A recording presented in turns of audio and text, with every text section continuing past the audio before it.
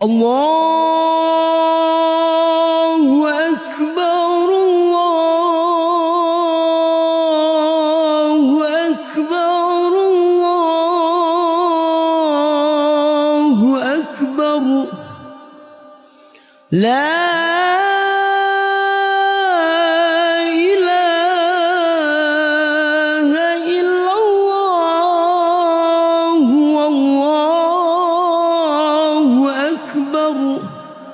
Allahu Akbar walillahil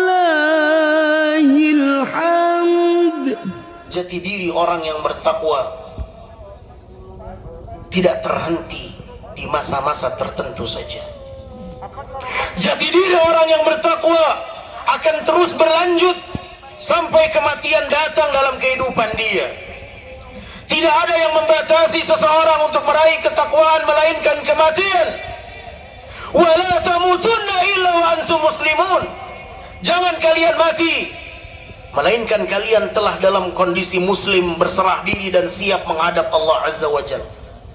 Allah mengatakan itu setelah Allah perintahkan orang-orang yang beriman untuk bertakwa dengan sebenar-benarnya bertakwa. Ya ayyuhalladzina amanu taqullaha haqqa tuqatih wa la tamutunna illa wa antum muslimun. Allah subhanahu wa ta'ala memerintahkan kita, wahai orang yang beriman, bertakwalah kalian kepada Allah dengan sebenar-benarnya takwa, dan jangan kalian mati melainkan kalian dalam kondisi muslimun, berserah diri, siap menghadap Allah subhanahu wa ta'ala. Saudaraku yang dimuliakan Allah, bagaimana kita siap menghadapi kematian ketika kita telah bertakwa dengan sebenar-benarnya takwa? Haqqa tuqatih. Allah subhanahu wa ta'ala memerintahkan orang-orang yang beriman agar mereka bertakwa dengan sebenar-benarnya takwa. Karena ada orang yang beriman akan tetapi mereka bertakwa hanya di bulan Ramadan. Ada sebahagian muslimin mereka bertakwa dan menunjukkan jati diri ketakwaannya hanya sebatas di masjid, hanya sebatas di tempat-tempat tertentu, tidak dikala dia sedang sendirian. Saudaraku yang dimuliakan Allah, bukankah Nabi yang mulia alaihi salatu wassalam mengatakan, ittaqillah haitsuma kunta, bertakwalah kalian kepada Allah dimanapun kalian berada. Dimanapun kalian berada, apakah kalian sedang di bulan Ramadan atau di luar bulan Ramadan, apakah kalian sedang berada di masjid atau di luar masjid, apakah kalian sedang dalam keramaian atau dalam kesendirian, bertakwalah kepada Allah dimanapun kalian berada, kapanpun, maka bertakwalah kepada Allah subhanahu wa ta'ala. Oleh karenanya tuntutan takwa bukan hanya di bulan Ramadan, ma'asyiral muslimin.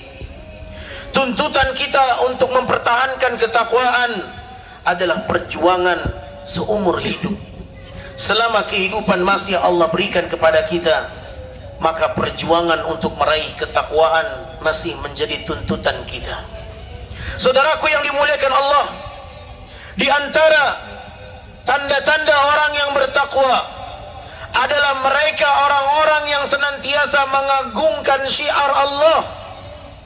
Allah subhanahu wa ta'ala berfirman dalam surat Al-Hajj ayat 32, wa man yu'azzim sya'air Allah fa innaha min taqwal qulub. Barang siapa yang mengagungkan syiar-syiar Allah, maka sesungguhnya itu adalah datang dari ketakwaan hatinya. Saudaraku yang dimuliakan Allah, apabila kita berjuang untuk meraih ketakwaan, maka agungkanlah semua syiar-syiar Allah. Agungkan majlis ilmu, agungkan ibadah silaturahim, agungkan ibadah puasa, agungkan ibadah membaca Al-Quran, agungkan salat malam, agungkan ibadah-ibadah kepada Allah semuanya. Bukan hanya satu dua ibadah saja yang kita agungkan. Agungkan semua syiar Allah. Wa man yu'azzim sya'air Allah fa innaha min taqwal qulub. Barang siapa yang mengagungkan syiar-syiar Allah, maka itu tanda ketakwaan hati mereka. Jangan kita hanya mengagungkan salat malam di bulan Ramadan saja. Bulan Ramadan memang kita dianjurkan untuk salat tarawih, namun bukan berarti salat malam tak berlaku di luar Ramadan. Ingat, kalau kita ingin dikatakan orang yang bertakwa, maka agungkan syiar Allah semuanya.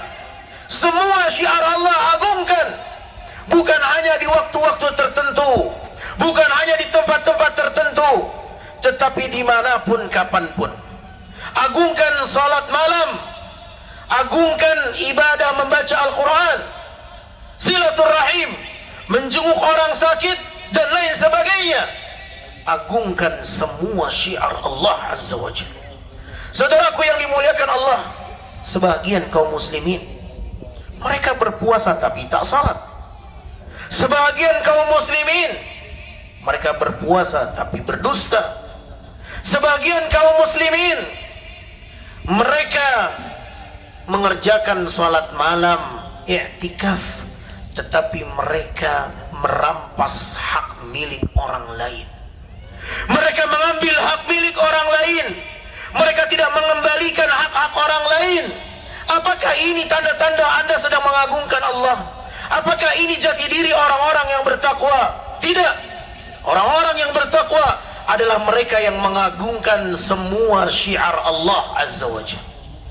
Oleh karenanya, jangan sampai kita masuk dalam kategori orang-orang yang merugi. Berpuasa tetapi tak mendapatkan ampunan Allah, mengerjakan salat malam tetapi tidak mendapatkan ampunan Allah, mengerjakan banyak ibadah tetapi tidak mendapatkan maghfirah. Saudaraku yang dimuliakan Allah, sebahagian kita dia bisa berpuasa, sebahagian kita dia sanggup salat malam, bahkan berjam-jam dia siap, berkali-kali dia mengkhatamkan Al-Quran, tetapi dia tidak bisa memaafkan saudaranya. Siapa yang masih sulit untuk memberikan maaf untuk saudaranya, ketahuilah ini termasuk penyakit yang berbahaya. Sulit memaafkan kesalahan suami, sulit memaafkan kesalahan istri, sulit memaafkan kesalahan adik, sulit memaafkan kesalahan kakak, sulit memaafkan kesalahan orang lain. Ini penyakit yang berbahaya. Mengapa demikian? Karena ini penghalang seseorang meraih ampunan Allah. Dengarkan hadis Nabi yang mulia alaihi salatu wassalam. Nabi alaihi salatu wassalam mengatakan, tuftahu abwabul jannah yaumal itsnain wa yaumal khamis. Dibuka pintu surga di setiap hari Senin dan Kamis. Apa yang terjadi? Apa efek yang terjadi seandainya pintu surga itu dibuka? Ampunan Allah tabaraka wa ta'ala. Fayughfaru likulli abdin la yushriku billahi syai'a.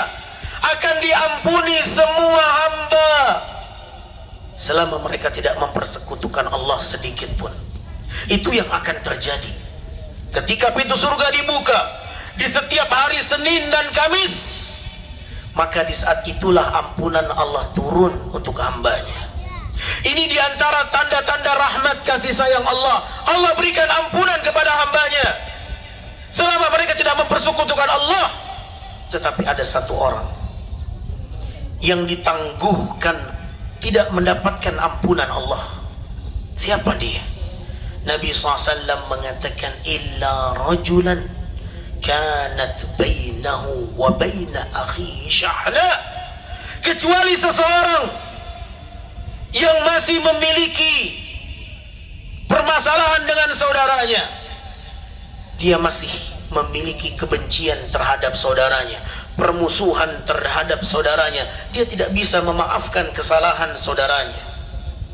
Kanat bainahu wa baina akhihi syahna, antara dia dengan saudaranya masih ada yang mengganjal di hatinya, masih ada kebencian yang tersimpan, masih ada permusuhan yang tak bisa direlakan.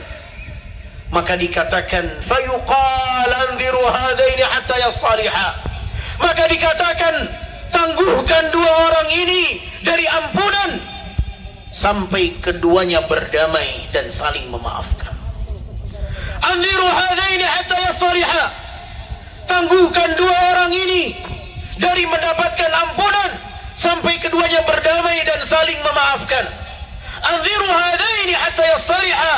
Tangguhkan dua orang ini dari ampunan sampai keduanya berdamai dan saling memaafkan. 3 kali. Dikatakan sebanyak 3 kali sebagai penekanan agar kita menyadari bahwa ternyata ampunan Allah ini tidak akan bisa didapatkan seseorang ketika sesama mereka masih sulit untuk saling memaafkan. Allah berfirman dalam surat At-Talaq, وَمَنْ يَتَّقِ اللَّهَ يَجْعَلْ لَهُ مَخْرَجًا. Barang siapa yang bertakwa kepada Allah, maka Allah akan berikan jalan keluar dalam semua urusannya. Allahu Akbar. Di surat yang sama Allah mengkhabarkan, وَمَنْ يَتَّقِ اللَّهَ يَجْعَلْ لَهُ مِنْ أَمْرِهِ يُسْرًا. Barang siapa yang bertakwa kepada Allah, Allah akan jadikan semua urusannya mudah. Yakinlah kita dengan ayat ini bahwa jalan keluar dalam segala masalah adalah kembali kepada Allah, bertakwa kepada Allah, perbaiki ketakwaan kita kepada Allah.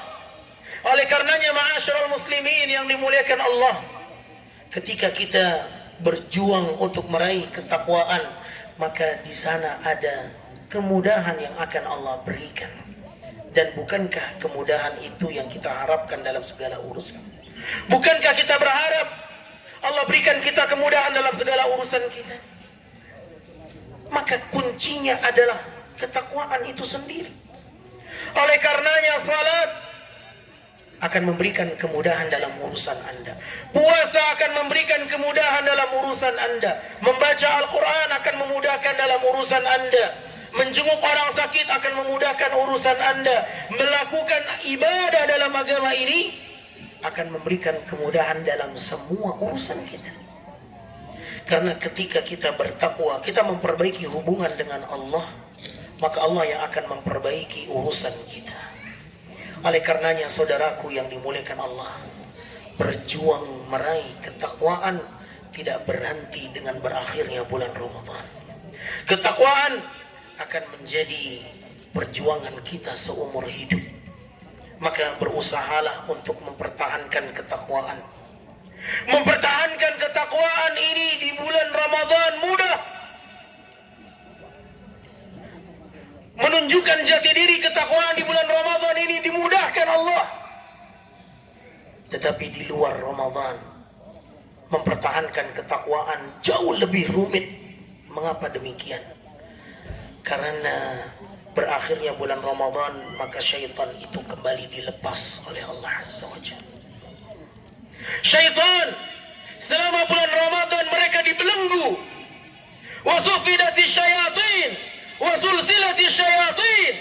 Syaitan dengan datangnya bulan Ramadan mereka akan terikat, mereka akan terkekang, mereka akan terbelenggu. Di bulan Ramadan mereka tak bisa leluasa bergerak semaunya. Tetapi dengan berakhirnya bulan Ramadan, mereka akan kembali bergerilya. Syaitan akan kembali dilepas dari ikatannya, sehingga perjuangan kita untuk bertakwa semakin berat. Karena kita menghadapi musuh yang kembali dilepas dari ikatan itu. Saudaraku yang dimuliakan Allah Subhanahu wa ta'ala, kalau kita tidak memiliki kekuatan dari Allah, tidak akan ada di antara kita yang selamat dan sanggup untuk bertahan di atas ketakwaan itu.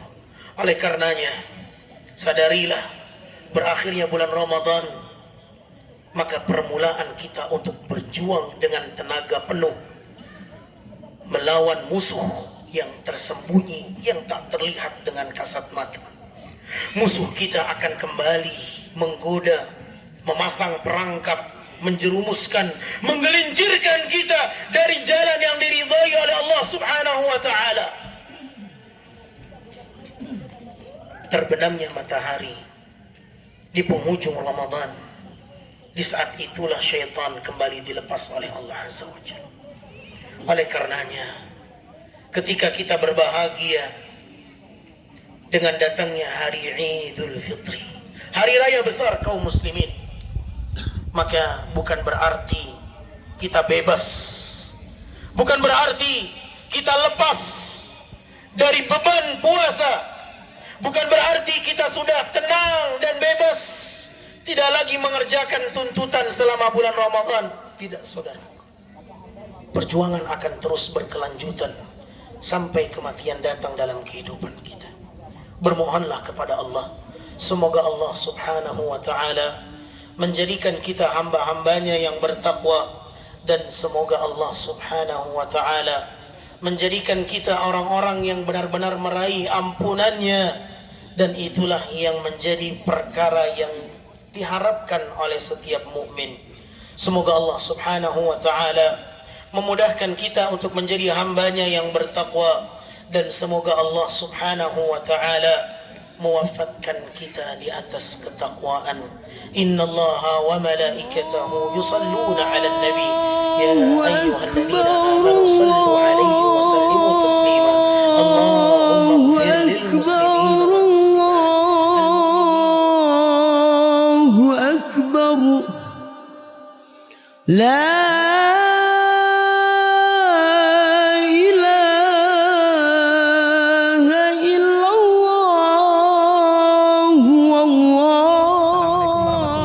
Sobat Tadabbur, ana mengucapkan taqabbalallahu minna wa minkum. Semoga Allah menerima amalan-amalan kita di bulan Ramadan.